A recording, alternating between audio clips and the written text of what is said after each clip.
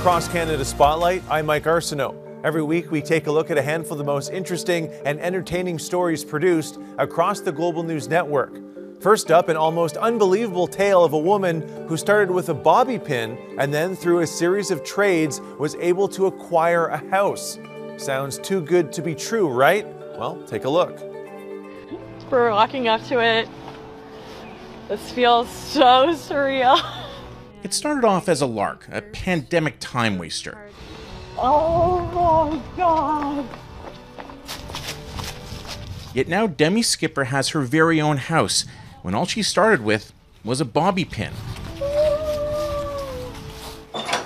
It's actually quite simple. Skipper was inspired by a Canadian man who once traded a red paperclip all the way up to a house.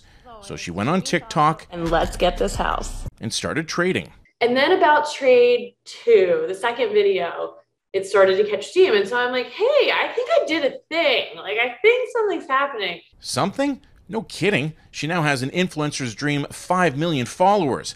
In total, she did 28 trades. Earrings, glasses, vacuum, snowboard, laptop cameras, shoes, and more shoes. All the way up to multiple cars, tractors, and then an exclusive gift card to the Chipotle restaurant chain that gives its owner unlimited burritos for a year.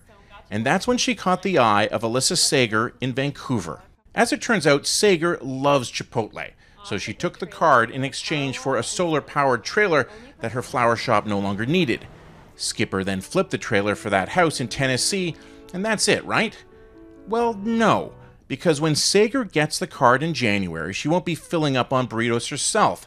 She's going to donate the food every week to local shelters. I think the more that we can do to level up the happiness, you know, flowers make people happy, giving makes people happy. I think the more that we can do, and because we can do it, why not, right? Skipper is a kindred spirit. She started the project to prove it was possible, and now she's going to pay it forward. So I think I'll stay for all of the renovations. So the plan I think I'm going to do is that I'm going to then trade the house for a bobby pin again. So I'm going to donate whoever really needs this house. It is the season of giving, after all, so she says, why not do it all over again?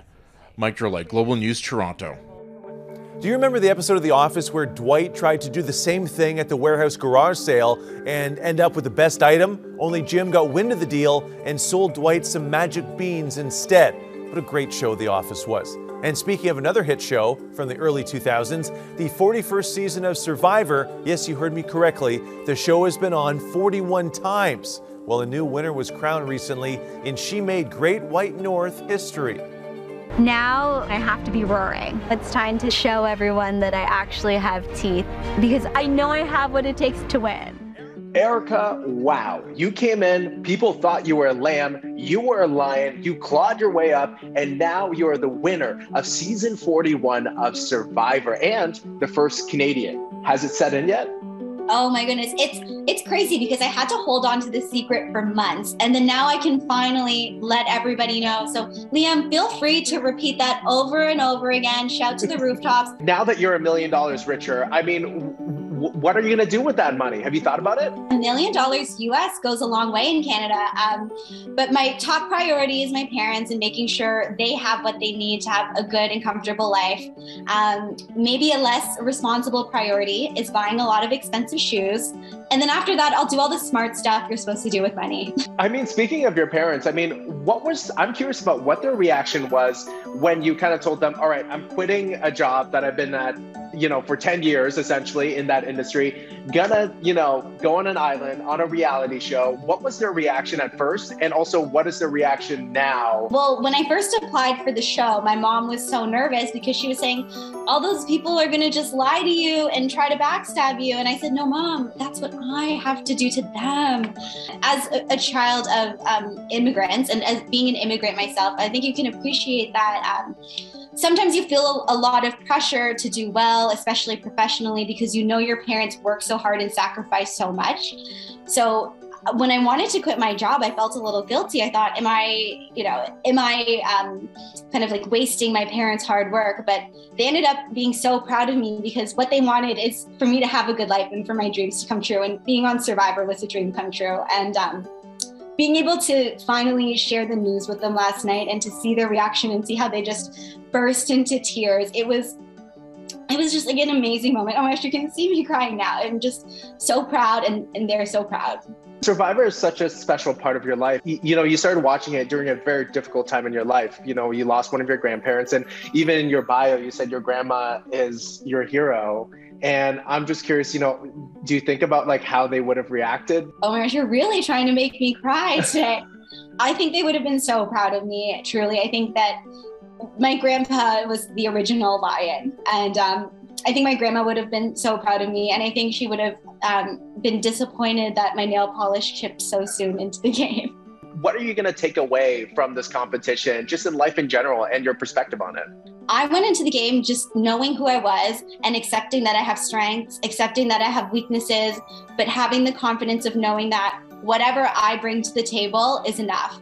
So I think that I can leave the Survivor experience knowing that I already have what it takes to do whatever I want. What's next for you now? Because, I'm really curious. Would you come back for an all-star season? Would you do Big Brother? I mean, more reality shows? What's happening? I don't want to ever say never, but I mean, I achieved everything I wanted my first time out. So I don't really have anything I need to prove to myself. But at the same time, if Jeff was to ever call me to invite me to Winners at War 2, how do I say no to that?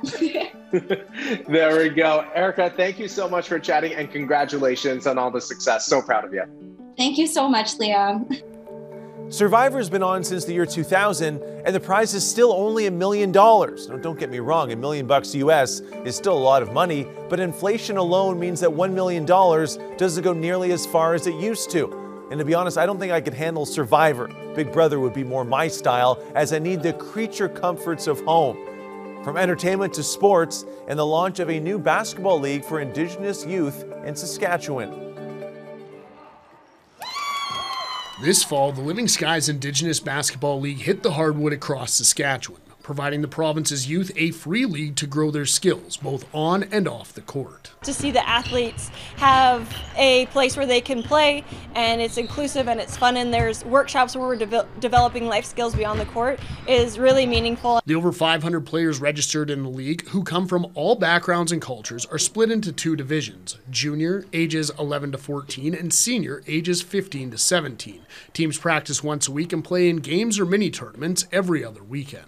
Coming to play basketball is the draw, but the relationships that are formed and the skills that sport brings out are really what is meaningful and important to our organization.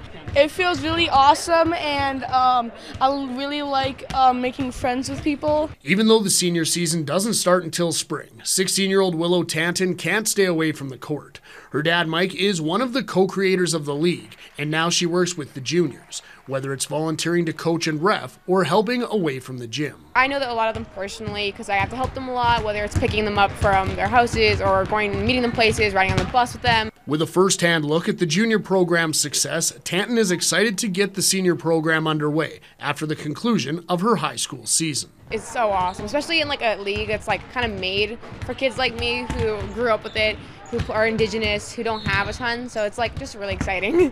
The relationships built over the course of the season will only continue to expand as the leagues will compete in a provincial tournament to conclude both the junior and senior seasons. Brendan Purdy, Global News.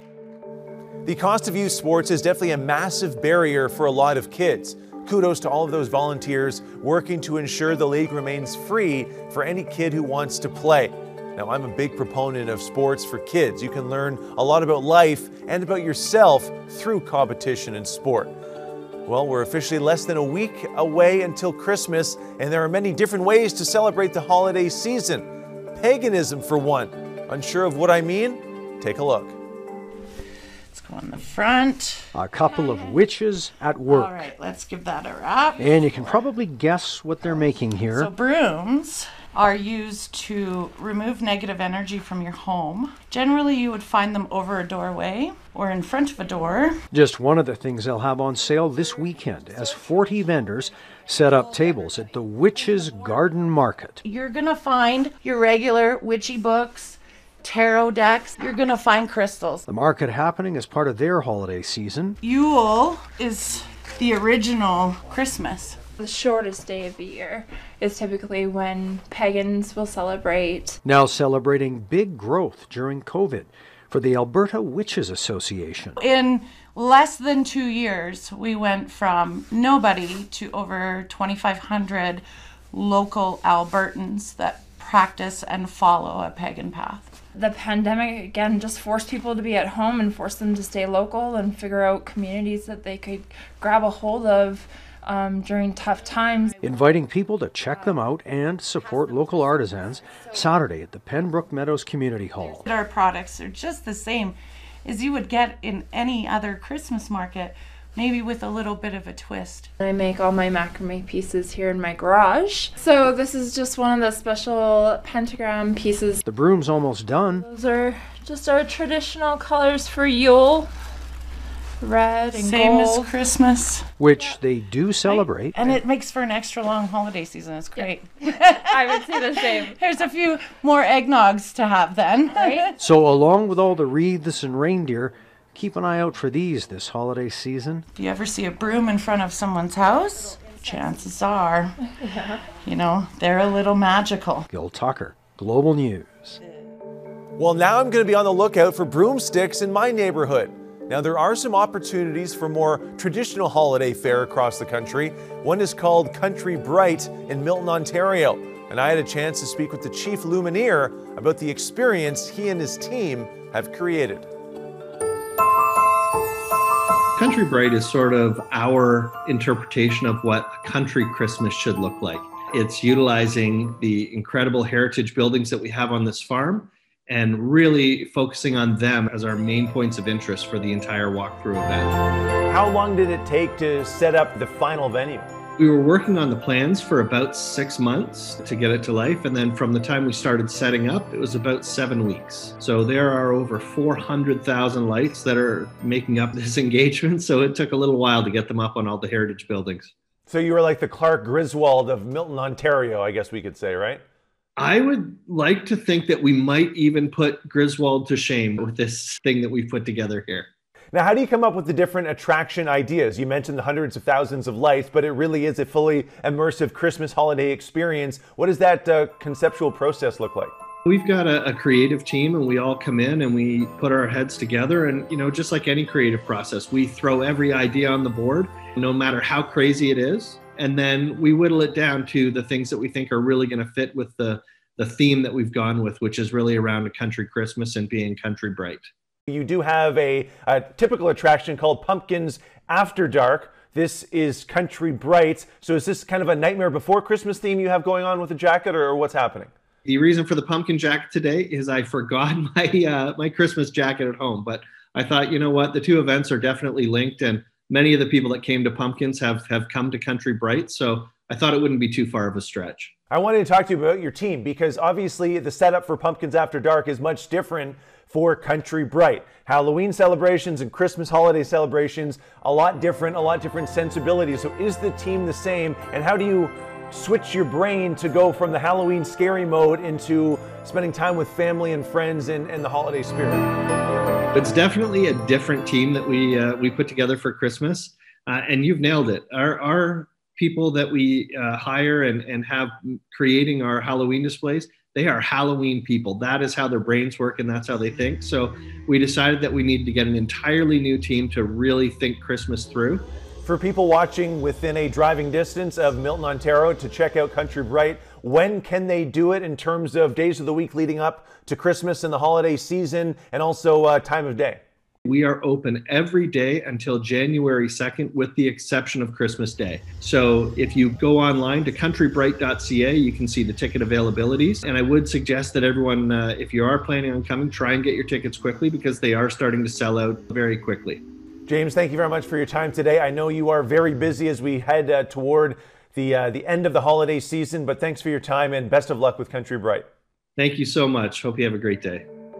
I hope you and your loved ones have a safe and happy holiday season. That's it for the Cross Canada Spotlight this week. Be sure to watch Global News Weekend Saturday and Sunday mornings at 7 a.m. on the Global TV app and Amazon Prime Video.